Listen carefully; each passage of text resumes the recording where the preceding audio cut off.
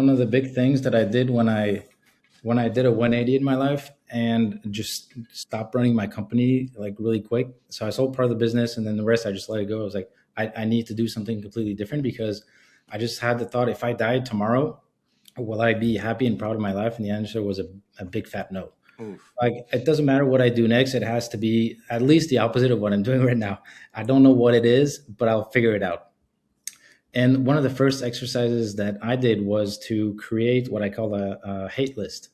And so it's basically, I looked at everything that I was doing in my life, professionally or personally, that literally I wanted to, when you think about these things, you want to take a pencil and stab your eye with, with the pencil.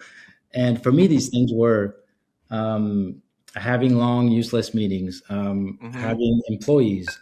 I had, not because I didn't like my employees, but it just took so much mental space. And I thought about, we had like 10 employees, 37 contractors. It's a lot of responsibility. I didn't feel good being responsible for all these people.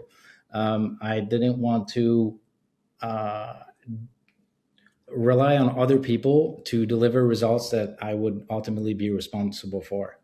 And so, in the real estate industry where I worked at, I worked with a lot of people out of state, and they were responsible for certain things, but ultimately, it was my company. And so, when things didn't happen like they should, I would still be responsible. So I listed out all these things, and it took me a couple of days, and I wrote down what I call now my hate list and the things.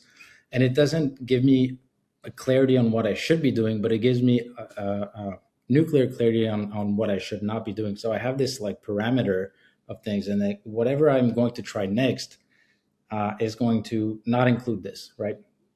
And this is when I said I will travel and write and figure this out.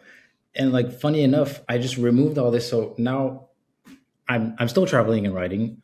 I write for a living basically because I sell my books and people subscribe to newsletter and it's working great. I don't have or need employees. I do the work myself, and like this is I can do this for the rest of my life because like this is I'm just doing exactly what I want, and it's great. And so the to get back to the answer of your question, I was doing content, I was filming videos and doing some scripts and stuff, and I read this chapter again, and I realized why I never really applied the hate list to the content itself, because this was a new thing that I was started doing a year ago. And so I asked myself again, what parts do I not like about making content? And it was reading, coming up with scripts, acting on camera, and doing all these things. Mm. Like I enjoy writing. I was like, okay, but these platforms like TikTok and Instagram, it's mostly you have to talk to the camera. Like, well, let me try expressing my ideas through a written format.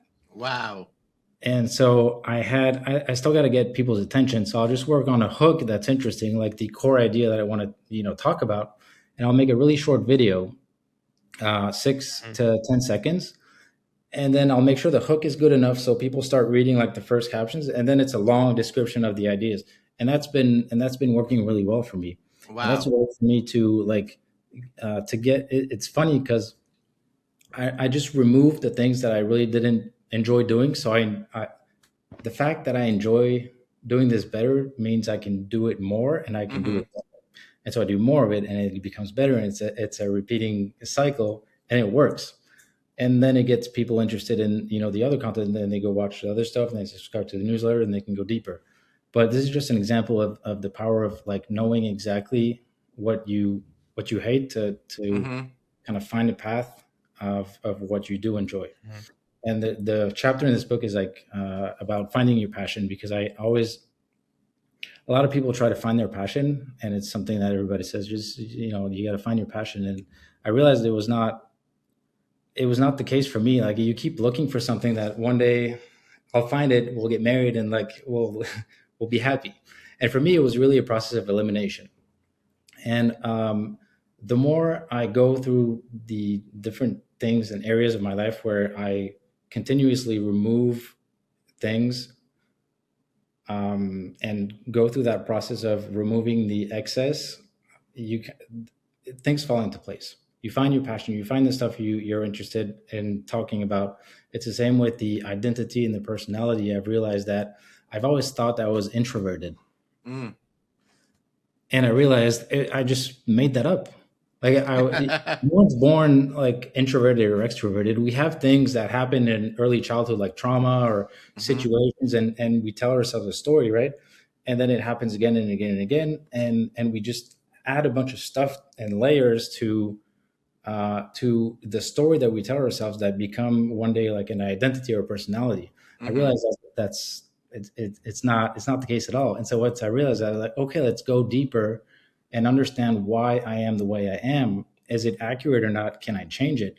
And so I went back to like a really clean state, and like now I can Hmm. build who I want to be, and it completely changed everything.